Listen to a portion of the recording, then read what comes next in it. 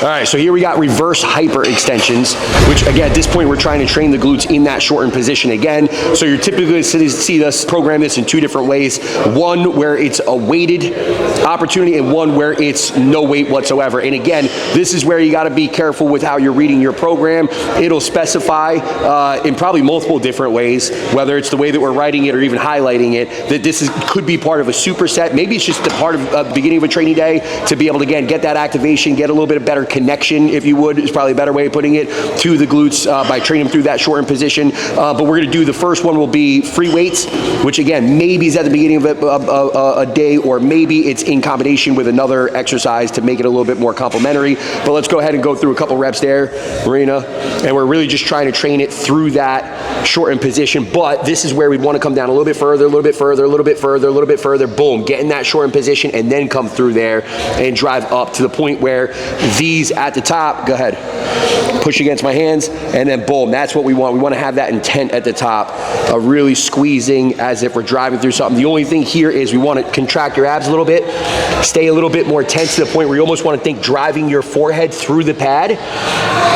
Yep, boom, and keeping that, because the last thing we want is to overextend at the lower back too much, right? So as of right now, put my hand here, I'm feeling very minimal at the top here, so that means we're using mostly the glutes.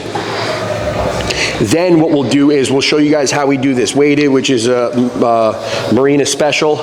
Marina special? Yep. Sometimes when Tim programs exercises, Marina likes to make her own version of it, which isn't necessarily her own version, but she likes to find her own version, Instagram style, right? Where now she's going to enjoy it a little bit more so. If you're Marina's client, you're probably going to have these on your plan. If you're my client, you'll probably have the free weight version on your plan. And if you're Riley's client, you probably won't even get a plan.